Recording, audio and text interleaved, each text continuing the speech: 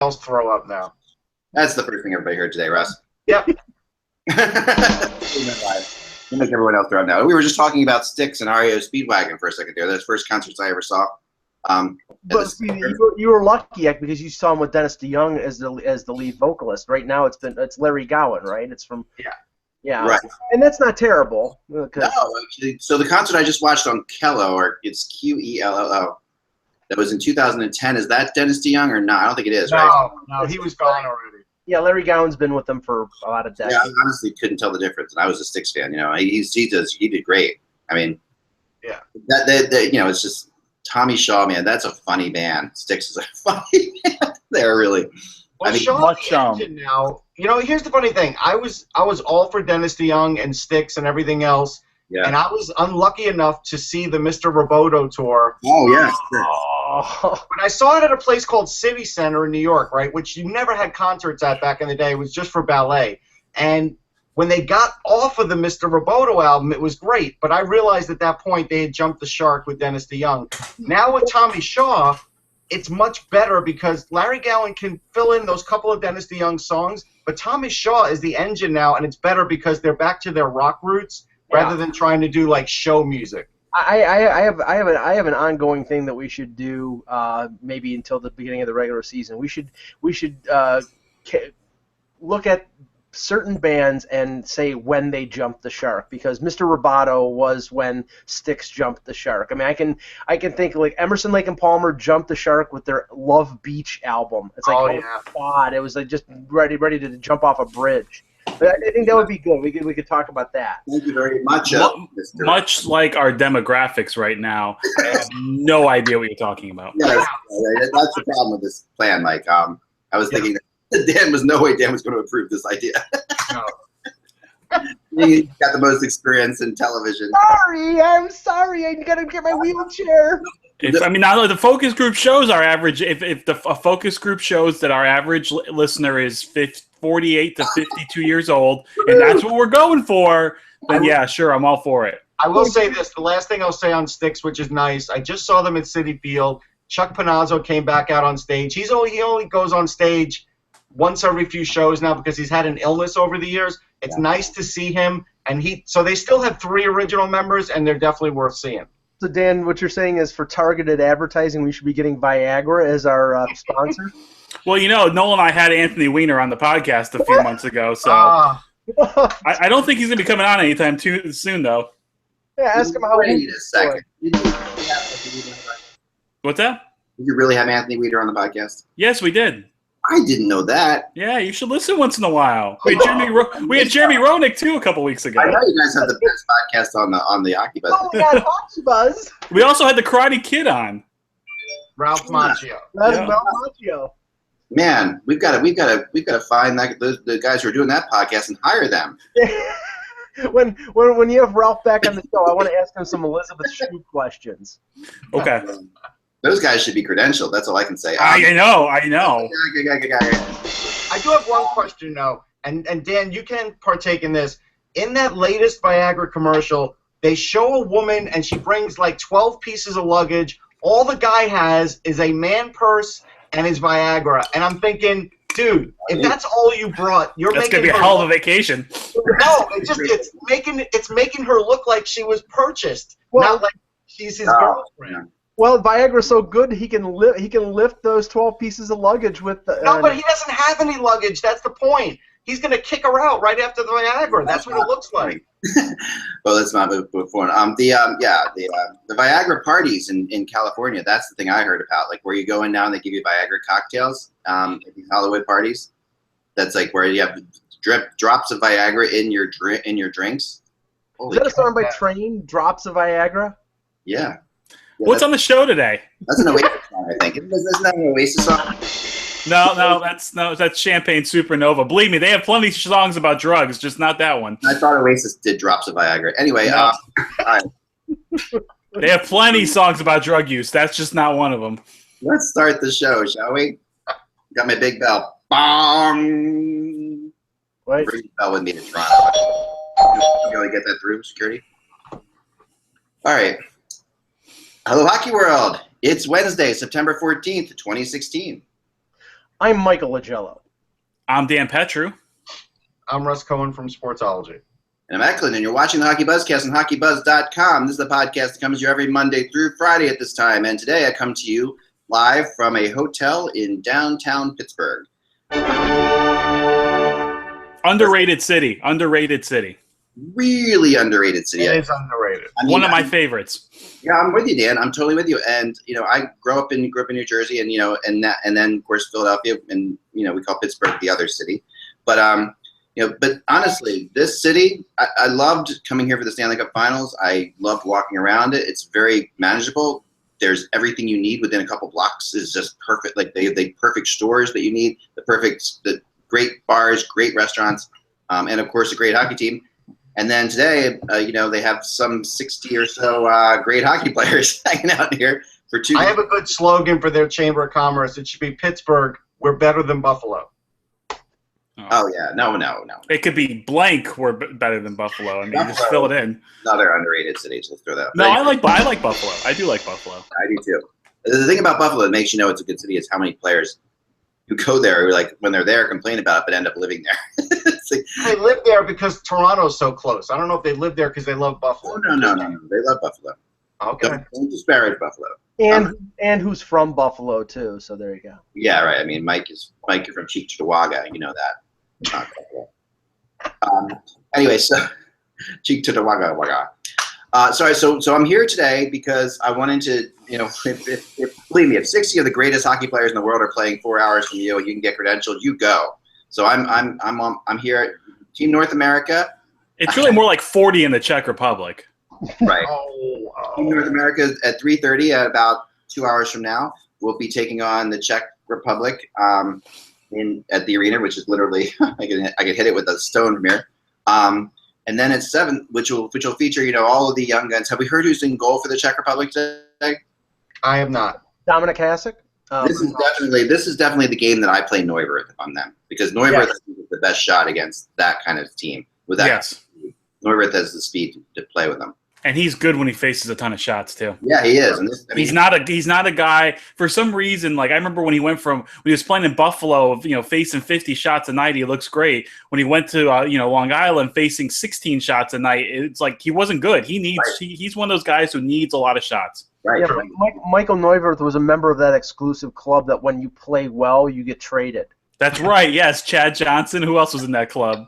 Lindback. No, Jonas Enroth. Anders Lindback. No, Lindback never played good. Let's be real about that. That's fair. And he got traded.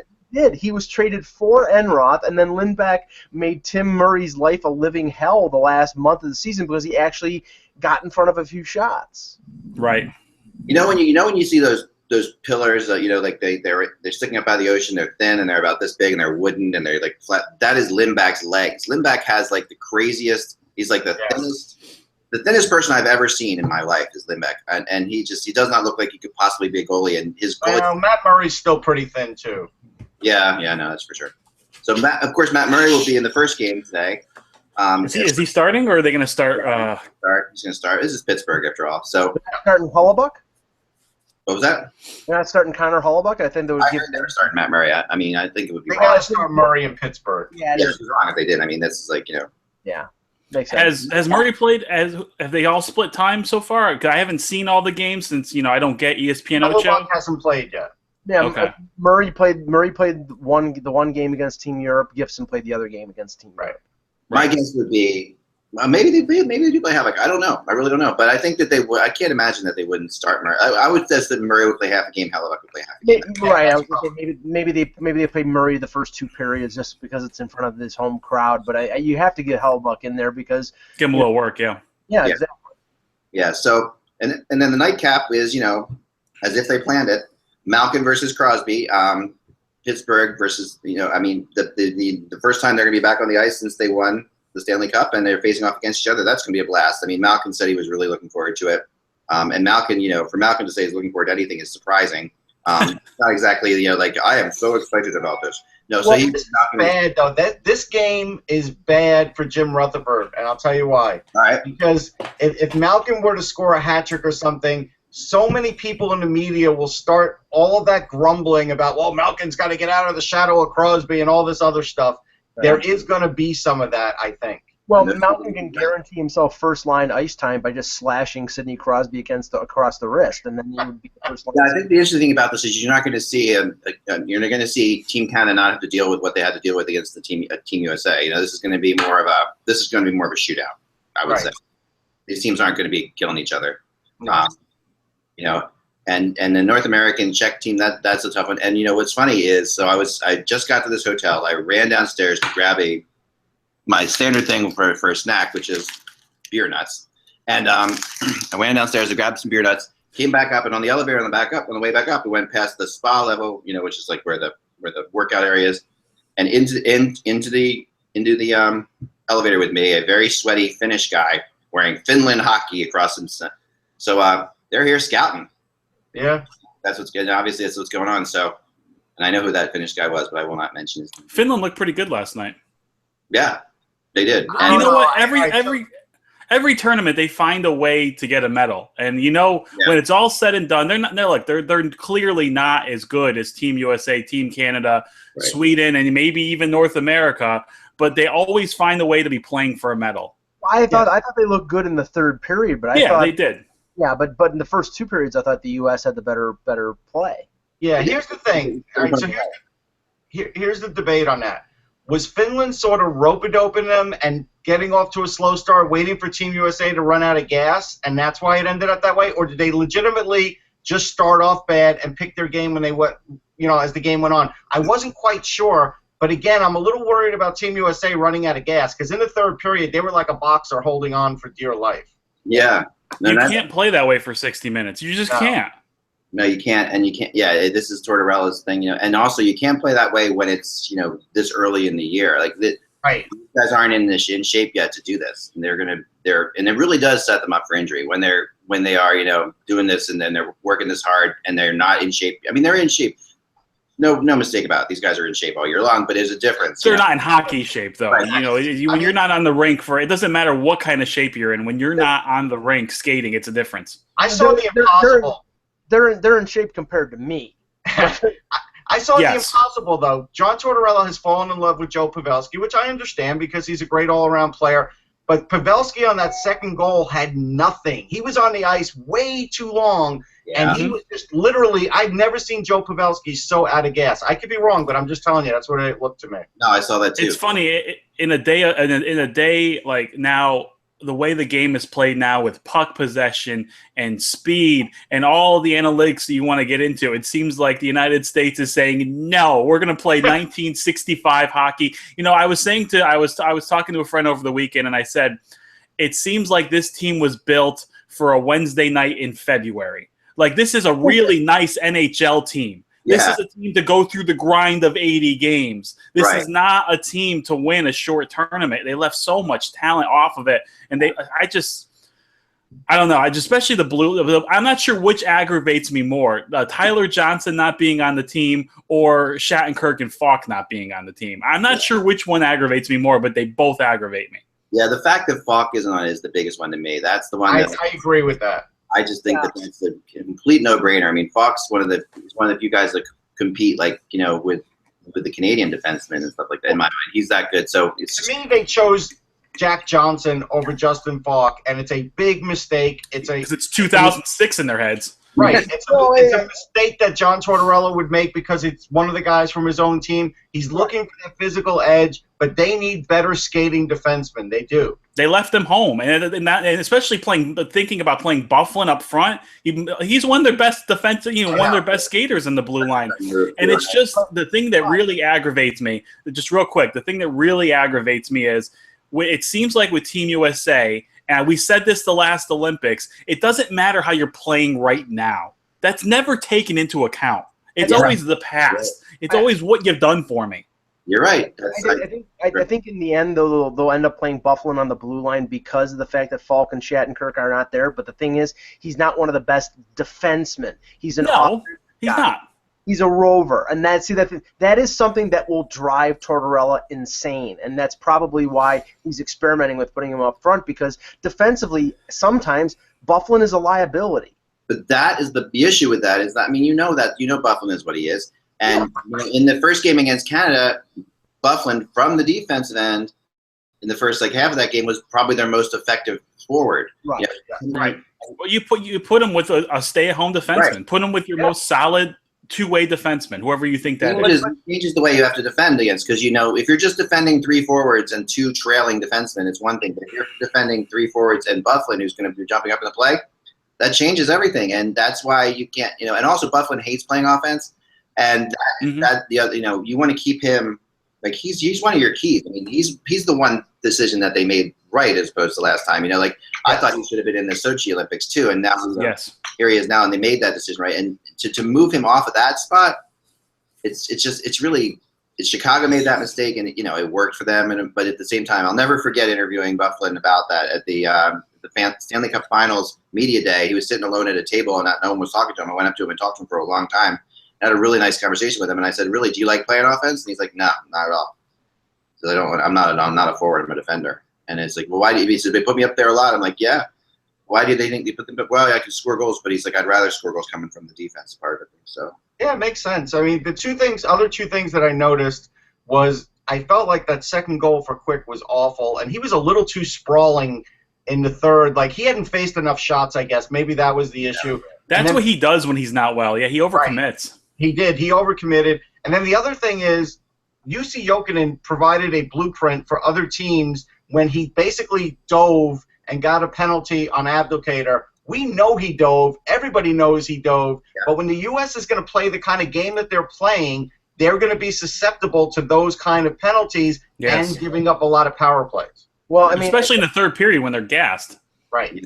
Well, the thing is, if there was any outside chance that Corey Schneider was going to take the job away from Quick, I think that game against Canada pretty much put that off. So, I mean, he appears to be the third-string guy. So if Quick falters, they might go to Ben Bishop. I mean, it's not out of the realm of possibility that they go to Bishop after a game or two if Quick isn't up to the task. Well, and I think that is possible because the issue here is we were talking about Neuwirth earlier and how I thought Neuwirth should start tonight. And I don't know this afternoon. I don't know who's starting yet. I'm trying to find out. But I think that Quick is similar in terms of the fact that he is the better goalie sometimes when he gets a lot of shots. And you can see that, and the problem with the Team USA bracket is you've got Canada, of course, and that's tough. But after that, you've got these 2 teams that don't take a lot of shots.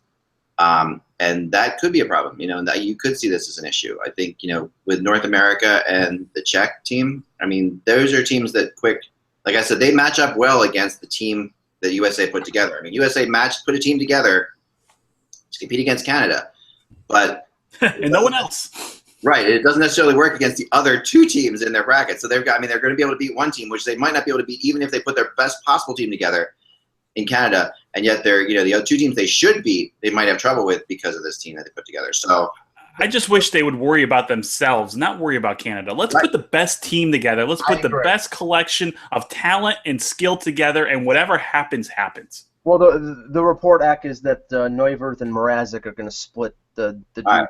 Okay. Well, that makes sense. I mean, that's and it is kind of what it is in those situations. I know, and obviously you don't want to get anybody hurt going into the tournament. Well, Tortorella doesn't care about that.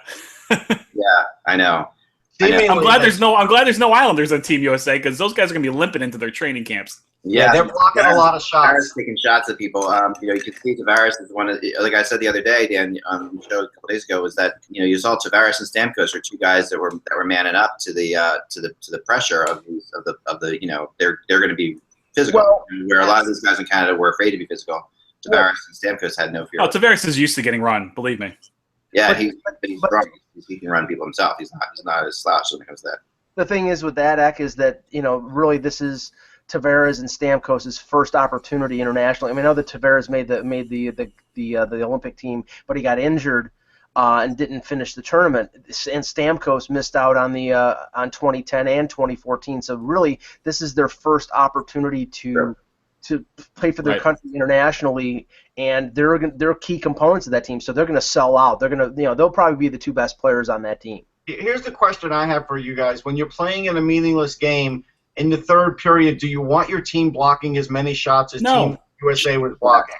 Yeah, I know. Right, so you could say this for years of the Rangers. When Tortorella was coaching the Rangers, you have the best goalie in the world. Let him stop the puck. Right. I mean, I firmly believe that Girardi has lost two or 3 years of his. Girardi, Stahl, McDonough are 10 years older because of Tortorella. Especially Girardi, who shouldn't. The other two. I mean, the other two are still a lot left, but I think Girardi should have more left than he has left, and he just doesn't. Yep. So, and that comes from, I mean, that when you face shots like that and get pounded every night, your bones are it's gonna kill you. You can't you can't block 200 plus shots a year and have a long career. It just doesn't work. No, more bad news for the Dallas Stars fans out there with Seguin going down now along with Ben, who's already not there. Seguin being replaced by Ryan O'Reilly in a move that I thought was I love Ryan O'Reilly's a great player, but honestly, and I'll say it again, this is where I thought they should have gone with Wayne Simmons, to be honest. This is like, especially given the way this tournament is heading, given what the U.S. is doing, this is the time to bring in Wayne Simmons, in my opinion. I agree with you. I think what they did here was they said, okay, we lost one of our best offensive players. We could bring in someone that's good defensively and wins a lot of faceoffs in O'Reilly. Let's put him in there. We might need a guy like that. I think that's the way they went, but Wayne Simmons would have been if they wanted to replace the offense, Simmons would have been better. Well, yeah. I think what they did here is the fact that Seguin can play on the wing and can play center, and so can O'Reilly. And I think Simmons is strictly a winger and a very good one. But I think that they wanted that flexibility. Canada has 10 centers. Yeah, yes. I know, but I'm just saying. I think that was a factor for Team Canada. You really don't. I mean, you really don't need. O'Reilly's not going to play center for Canada. He's no, but he could take key draws late in the game if you want him to. Like if he's out on the ice. Yeah, that's fair. Have to take some draws. Yeah, especially like in a defensive zone late in the game. Yes. Is Giroux playing today? Has anyone heard that status? I haven't heard anything. This isn't exactly bad news for Dallas though, because it's only a 7 to 10 day injury. I mean, I heard somebody say that Jim Nill is probably pumping his fist underneath the table because Ben and Seguin aren't going to get hurt in the World Cup. Klingberg didn't make Team Sweden, so they're going into the regular season relatively fresh and probably healthy, as opposed to some of these other guys like the players on Team USA who are going to be blocking 90-mile-an-hour slap shots with their hands. Right, and their goalie might be playing for Team USA, so you never know. Anyway, that's Ben Bishop. Right, so, I mean, it's gonna. I don't know. I think that you're right, and it does. I mean, you do in Seguin and Ben. It's amazing Canada can lose two players of that level. All right, Claude Giroux and Jake Muzzin are scratched. Okay. So Giroux's definitely hurt more, obviously, than. Well, but Ron Hextall says he's okay with it. So it's like, it's tough for a GM because if you're a GM, you really can't speak out against this tournament, even if you want to. Yeah. Gareth Snow was pretty opinionated after Tavares got hurt. I know, but that was in the Olympics. This is now with your NHL tournament. Right. So, True. I don't know if GMs are going to speak out. It's nice to interview them, but I don't know if they really could say anything. I can tell you that if a certain player who wears number 34 gets injured in this tournament, that a lot of people in Toronto will be pissed. Oh, yeah. Yeah, I'm looking forward to seeing that certain player for the first time live today. Yeah. So Laine scored a goal, so now, in your mind, Laine scored a goal too. I mean, he's clearly he's probably going to be the best player from that draft class. That's what I'm thinking too.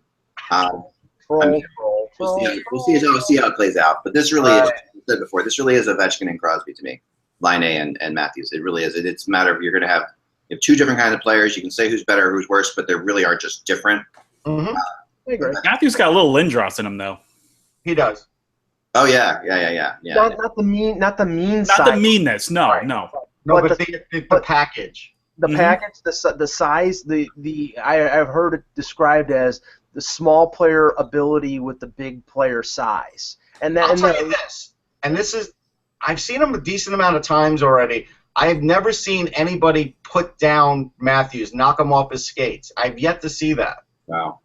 You haven't seen that much. There's some. I think they're going to be compared for their whole career. But you said the same thing with Eichel. Have you seen Eichel really get hit hard?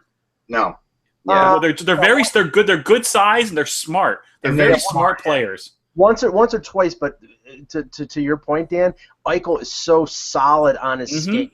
He's a rock, and I think not many 19, 20-year-olds are that strong on their skates. No, I think Matthews is like that. And what I was planning on doing with my column on Hockey Buzz is during the year, because I think it's impossible and it's ridiculous to compare side by side Matthews and McDavid, but Matthews and Eichel, That's a good comparison. I'm going to do a game-by-game comparison of their points just to track that, because I think it'll be interesting to see where they end up. Now, question for you: maybe we can do like football squares. We can do the date. When will Matthews file for a restraining order against you? Now, what day do we think that's going to be? There's no need. I'm a professional and I cover the team, so that's okay. Absolutely. All right, so I speaking of all that. What the hell is that? I know. We all know you have an I Heart Austin T-shirt on underneath that. What's going on lately? Like Russ is taking all kinds of shots at me. Everybody's taking their shots. Right? I haven't been on the show in a while. I got a full. You got a full clip to unload. Yeah. Right. Got nothing nice to say. All right. So I want to speak about this. I did this thing. The article I wrote today. I did a review on the MLB NHL Network series documentary that they just did, and I know Dan can't talk too much about. Well, you can. You've seen it too. No, I saw it. Yeah. And it was really good. I mean, I never know when you get asked to write a review about something like that, or you get it's uncomfortable because what if it's not? I thought it was really good. I mean, it's well done. It's called Orchestrating an Upset, and it's the story of the 1996 World Cup of Hockey and the Team USA. And the best part of it, though, is like I wrote in my article, like whenever you can put Lou Lamoriello saying things like with an orchestra near him, you get that whole like the Godfather feeling like immediately. It's crazy. It's really funny, and his quote, his one quote, I got to look it up exactly because I wrote it down because it was so funny. But his one quote was just outstanding about, I think that played to our advantage, the fact that we were more physical. And he said it in a way that, you felt like you're going to, wake up with a horse head in your bed the next day. That's let's live. And what was really interesting about this, though, is, you forget how some of these characters like Keith Kachuk, how funny Keith Kachuk is, or how funny Bill Guerin can be. And then this was the first time that ever in one of those, like, documentaries where a guy's talking like this over, and it's like, well, I thought, he's talking to the side. This is the first time I saw Eric Lindros in one of those situations, and being interviewed a lot, and he was really good. It was really funny. It's not funny though when you see Bill Guerin like empty out the popcorn machine at the Wells Fargo, and you're looking to get popcorn. That's not funny. I just want to throw that out there for Bill Guerin. Yeah, Billy's hilarious. He's a good guy. He is a good guy. Brett Hull's great in this too. I mean, they really got into it, and the funniest moments are Lindros though. Being Lindros, like, being just like laughing. It's very honest. It's very honest. It's very unlike an NHL interview. It's very honest. You get really, you nowadays you put a mic in front of all these players and you can already write down what they're going to answer. You got some real honest candor in this documentary. Yeah, I agree. And then they said, so Guerin says, well, they were, whenever you lose to a team all the time, you develop a lot of hatred. So we had a lot of hatred towards in Canada. He's like, I don't know if they felt that way about us. And then they go to Lindros, and Lindros is like, no. He said, as if, the U.S. didn't mean anything to them at all. We didn't have any hatred towards them. Who cared? It was such a perfect, like, Lindros-y type thing. And the cool thing about this is that, for Flyers fans or just Eric Lindros fans in general, he was so guarded during his career because of all the crazy stuff that was going on. You never saw his personality, That's true. I mean, he did. It's funny. Like when he went to the Rangers, it was almost like it was a clean slate. I remember I was there for a lot of it at the beginning, especially. And you know what? You could start to see that he was like a different guy. He was older, more mature. So you're right. Unfortunately, Flyers fans never got to see that until he came back for the Winter Classic. Yeah, we'd gotten a chance to interview him. He was at like the Philly Sports Writers Convention, and I'm part of the group. He was at the dinner, rather, and so he was sat down for that, and that's when I realized, okay, he has mellowed out, and he's been able to look back at things, and he was great at the Winter Classic alumni game. He was able to, and he talked about that, and he was like how he took it all in, and he enjoyed it, and so now we're starting to see that Eric Lindros, which is nice. Oh, yeah, and players who play with him will tell you that, Keith Jones will say he's just one of the nicest people you'll ever meet, and one of the funniest guys you'll ever, talk to. But he never showed that side. So it's funny in this thing. He really did the Canada thing proud. I thought as to the attitudes, because some of the guys like Theo Fleury's in this, and he's trying to be, more or less, PC, where Lindros was just like, no, and they said, what do you really think about the USA? And he says, I can't tell you. I'm not going to say that to you. You're an American. It's like, and then Lindros says, I'm not going to tell you what we thought of the USA. You're an American. It's just like perfect. It was very, very Lindros, very cocky. I've never seen a PC Theo Fleury because I covered him again too with the Rangers, and no, you'll see it in this. Yes, you will. He's actually kind of tame. He was always volatile. I'm surprised.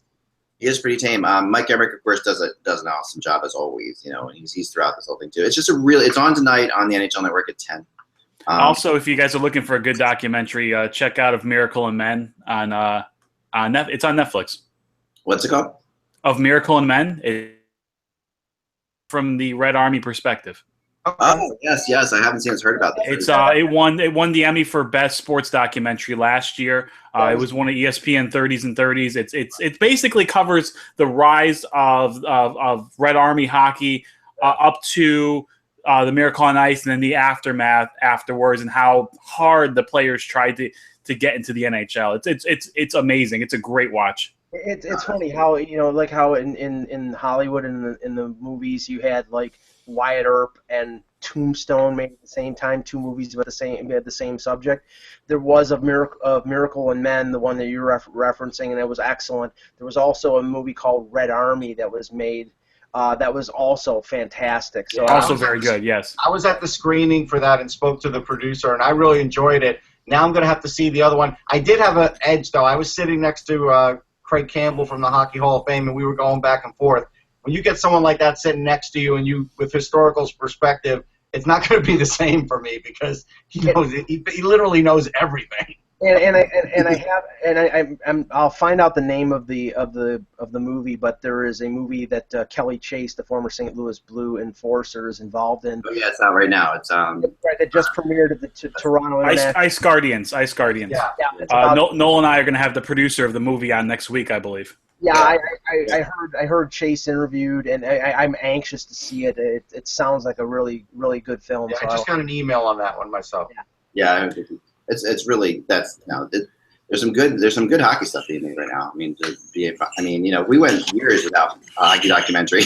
You know what's true? It's really true. We were only getting movies like Youngblood and stuff, which we like every 5 years or so. Now there's a lot more hockey content out there, and it's kind of nice for everybody. And it's not just coming from Canada anymore, and that's what's nice. That's a big difference, right?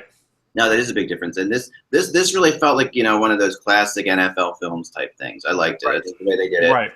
It really had that feel. I grew up literally NFL films was around the corner from my house as a kid. Yeah. Oh, that's right. It's in New Jersey. It was in New Jersey. Yeah. Well, I think what people have realized is that the documentary form for hockey is much more powerful because I think you have a lot of players who are well-spoken and can communicate what they went through, as opposed to, I can count on maybe one hand the number of realistic Hollywood hockey movies that didn't make me ill watching them because they were they conveyed something completely unrealistic when it came to hockey. So, I'd rather hear... Yeah, I would rather hear... Go ahead. You didn't think Mighty Ducks 2 was accurate? Yeah. Because Iceland has always had a huge youth development program. I thought D3 was the best of the Mighty Ducks series. I actually did too. It was the most realistic. It was by far. We were talking about that. I was talking about my daughter loves the Mighty Ducks series. I just said the other day, what was the best Mighty Ducks movie? And she's like, oh, definitely D3. I'm like, oh yeah. I watched 15 minutes of the first one and then boycotted it for the rest. So forget it. Oh, come on! You missed Kenan Thompson's knuckle puck in the second one. It was absurd. The flying in my butt. Youngblood's. I have to say every time Youngblood's mentioned, it's only hockey, Dan. It's just a game, Dan. It's just a game, Dan. Yeah. Rocket was good. Did you guys see Rocket? I did see it. It was okay. Yeah, it was awesome. I thought it was good. I saw the Summit Series one was really good, I thought. But I will tell you this. I thought Liev Schreiber was great in Goon, and I didn't know what to expect. I remember going on a junket for that and interviewing Liev Schreiber and the guy from American Pie. I forget his name. The other guy, blonde hair. Sean William Scott. Yeah. Yes. And you know what? Both of them were really good in that movie portraying hockey players. The movie may not have been everything everybody wanted it to be. Yeah, I didn't love the movie. But they were believable. But you know what? Liev Schreiber is good in everything. Yes. He is. Everything. So him being convincing as an aging enforcer, it doesn't surprise me. Something that hit me about this, watching this, and that to relate it to what's going on now in the World Cup, is that going into that, Canada was the physical team, and the U.S. was getting beaten up. Where now we have the U.S. being the physical team against Canada, and that was basically the U.S. had to match Canada's level of physicality to play, where Canada is now having to match the U.S.'s. And it really, as violent and as crazy as this is, and I said the other day, I thought the first game was ridiculous. I thought that Canada-U.S. was just terrible, because I thought we're going to see too many guys get hurt. And I know that's a wussy way of looking at it, but it was just setting a tone, Ak. I mean, I don't think beyond that it was. Well, I mean, if you look back then too, he's like, look at the centers the United States had back then, and it seems like there's been a void of We've just produced wings and goalies for so long, and now finally, obviously they're too young right now, but the likes of Matthews, Eichel, Larkin, they're finally going to have wherever Larkin plays. I know he can play both, but I mean, you're finally developing some grade A franchise altering talent down the middle, and you need that. You just need it. Yeah, that's why all these guys made me feel like, okay, this is just a continuation of that. Like this really is no worse than that was. I mean, in that series, I mean, depending on how crazy it's going to get when they're actually playing for real, when the U.S. plays Canada for real, and crazy. Right. But there were some, Kachuk's two-hander, there were some crazy moments in that 1996 series that were really, really Kachuk would have been suspended for 20 games. Yes, he would have. The thing about that team is Joel Otto is the folk hero, because he was one of those big guys. He always won faceoffs, but after winning faceoffs, it wasn't like Joel Otto was going to do a lot offensively to do anything for his team. But he was physical, and so that was a guy that every teammate there. He was good in his own end. He was really good in his own end. He was really good in his own end, no doubt. And there was no weaknesses. And if I remember correctly, it was Modano, it was Waite, and it was Pat LaFontaine up the middle in '96. That's right. I mean, and they didn't have Roenick. So I mean, even without one of the best centers at that time, they were deep up the middle. And I mean, I really think that the Team North America experiment that's happened really hurt the U.S. more, because I think Eichel. I don't think so. We talked about Team USA. We talked about how they select the team. Yeah. What in their past history, if you look at their resume and how they select their team, we need grit, we need character, we need experience. Right. We need experience. They probably would have left all these kids off the team. I bet you they would not. They maybe take one or two of them. I think Seth Jones would have made it. I think Gaudreau, because he's a Blue Jacket. Right. I think Gaudreau would have made it. Yeah. But beyond that, I do think it would have been interesting. But Gaudreau's not a torts guy. He doesn't have experience. They've already shown that they don't care about talent. They don't. They want experience and sandpaper and grit. They want system. That's what they want. Well, I was talking to somebody about this, and it's just it was it's freaking boring. I really need to see Team North America play the United States, and I want to see Eichel. I want to see Matthews. I want to see Larkin. I want to see them have monster games. I agree. Spoken like a true American. I do have North American. I am a real North American. Goddammit. I got a little bit of breaking news with all this action going on in Quebec City. Bill Daley dropped the little bomb saying, and it was to USA Today, saying it would be fantastic for an NHL team here because he loves the atmosphere.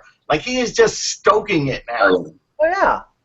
Oh yeah. It's coming. I was told, geez, before the 2010 Olympics.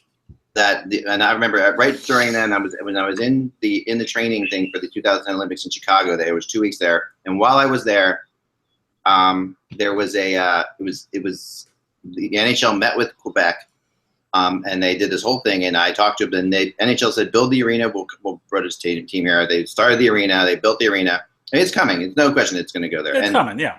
And I really honestly think there are some people I've talked to who believe the NHL gave Quebec the option, actually, and Quebec decided to wait a little bit longer because of the way the dollar is. That we'll bring you, we'll bring you in, or and also not just because of the dollar, also, but because of the idea of having their own entry draft. That not having not coming in at the same time as somebody else, that might have some benefits too. And do you think it was just coincidental that the guy who dropped the puck in Quebec City was Patrick Waugh? Yeah, probably the only place that would hire him, I think, would be Quebec. I really do. I think he'll definitely be involved in that team. Yeah. That's the place where he'll go. No, for sure. That's definitely the place he'll go. But it's a great city. I mean, I want that rivalry back so badly. I mean, the Montreal Canadiens, Quebec Nordiques games were nuts. You know, I love that city. It's one of my favorite cities in the world. Yeah, I mean I've never been there, but I heard it's beautiful. I know it's fantastic. I went to a game at La Coliseum. I covered actually a couple games there, and it's great. It's a great city. People do love hockey. Like, there's no doubt. So it's gonna happen, like we said, but now it's gonna be a couple year wait. That's what it seems like. Yeah, and maybe not a couple years. I mean, I think because they might get the Hurricanes first. Right. That's true. And I think they could. Their arena's ready. I mean, they're ready to go. So at any point, will somebody move there? Will they expand it? It's hard to say. I think it's more likely an expansion team the year after. The league wants Seattle at some point. As soon as Seattle gets an arena. Yeah. I think that's the way it's going to end up. It's going to be that's going to be the Winnipeg of the East. They'll be sitting there waiting for that team that is having some building difficulty or whatever, and then they're the savior and they move in there, and then Seattle, when they finally get their ducks in a row and get the building built there, and probably in concert with an NBA team, that will be an expansion team. So then you'd have 32 teams. Yeah, I can see that. Yeah, I mean, that's very possible. All right. I think 32 teams is a great number. It really is. It's a good, and I think if you go to 8 divisions, 4 divisions of 8, that's a great number. There's really good ways of putting it together. And Seattle fits geographically as well. You put them in. That's perfect. Yeah, you put them in that division with Edmonton, Calgary, and Vancouver, and that makes a lot of sense. If you look at the MLS rivalry between the Seattle franchise and the Vancouver franchise and the Portland franchise, it's through the roof. I mean, you're talking 40,000 people at a game. It's crazy. I know. I believe Jillian's covered that stuff before, and she can tell you it's absolutely. It's funny because the West Coast in general gets knocked for not being passionate sports fans. It's just they have a lot of options because it's nice there. Seattle is as good of a sports town as you can find in this country. Oh yeah, I mean they've embraced soccer like no one else in America. I mean, I've been in there. I saw a Supersonics game and I thought it was great, and then literally they get knocked out right after that season, and that place was raucous. It was fantastic, and I just didn't get it. I didn't get it. Remember when Hitchcock coached the Thunderbirds there? I guess it was. Yep. Yeah. He was talked about how that they needed an NHL team there too. He thought.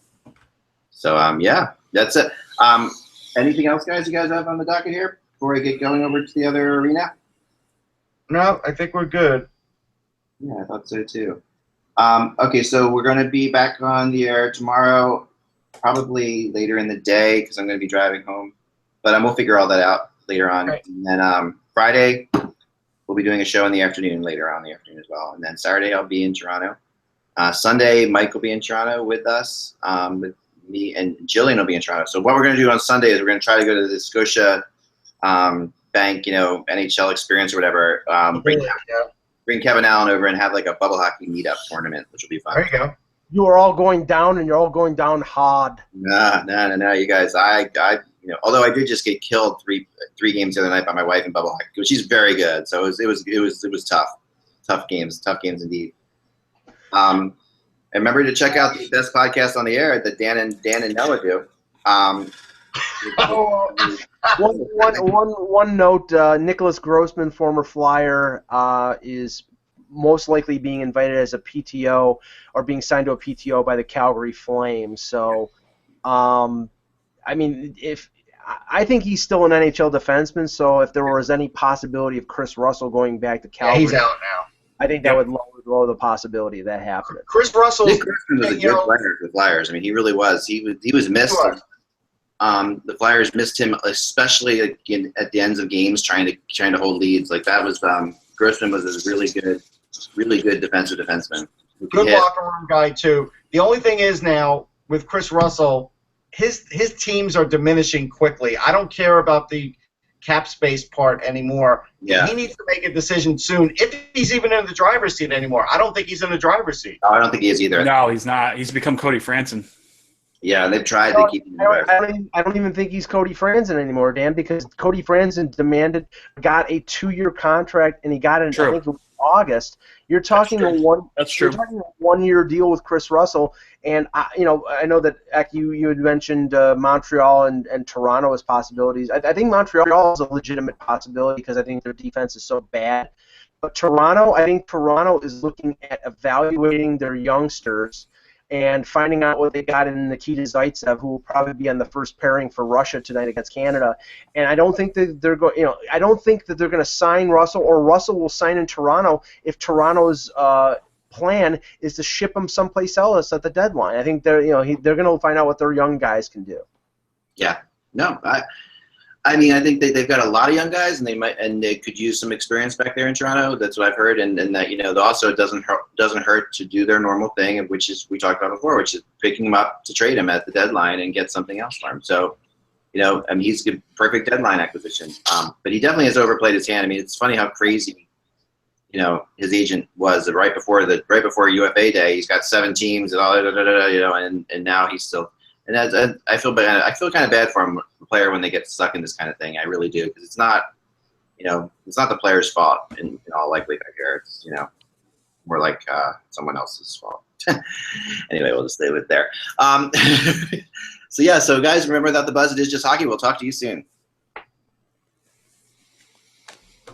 Woo.